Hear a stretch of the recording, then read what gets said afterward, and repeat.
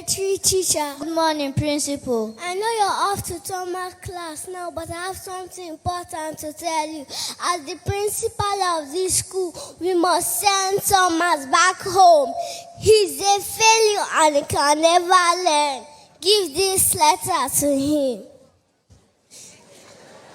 Hello, students. Good morning, ma. God bless you, ma. God bless you too. Sit down. Thomas, come out. Thomas, I finished marking your scripts. Everyone has passed, but you have failed again. Thomas, I'm afraid I have to tell you. You are not doing well at school. You can't keep up with the other students. I think it's best if you leave. You will never be successful. You are not fit for education. Go and never return back to this school. Take it to your mother. Thomas is so slow. He will never make it. Thomas is so slow. He will never make it. School dismissed. Since my teacher said I'm not smart, I'm not fit for education, I think it's best if I just stay at home.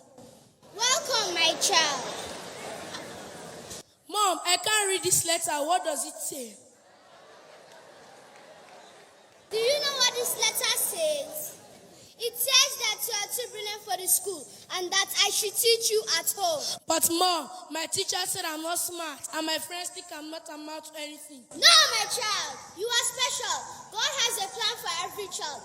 Remember Jeremiah chapter 29 verse 11 says, "For I know the plans I have for you, declares the Lord, plans for welfare and not for evil, to give you a future and a hope. You are destined for greatness." Greatness doesn't always come quickly, my dear. Sometimes we must face challenges before we can rise to our callings.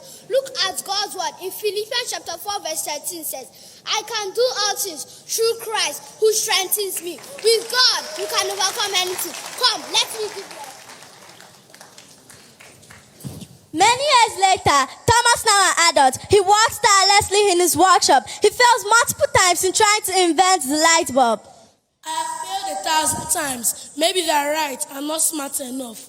Oh, my mother said in Philippians chapter 4 verse 13 that I can do all things through Christ who strengthens me. I may have been rejected, but I never gave up. I knew that failure was not the end, but the beginning of something new. Now here I am, lightening up the world. It wasn't easy, but with faith I made it. Dearest parents and everyone, your children may face struggles just like I did, but don't let the world define their future. Don't compare your children to others. Each child is special and each child has their own journey. And just like God had a plan for Thomas, He has a plan for your child. Papa Ibiume often says, don't compare your children to others. Each child is unique and God has a purpose for that child. So, parents, encourage your children and never give up on them. As we celebrate this year's Children's Day celebration, let us know we are shaping the next generation of tomorrow's leaders, and that tomorrow begins today. Thank you. Happy Children's Day.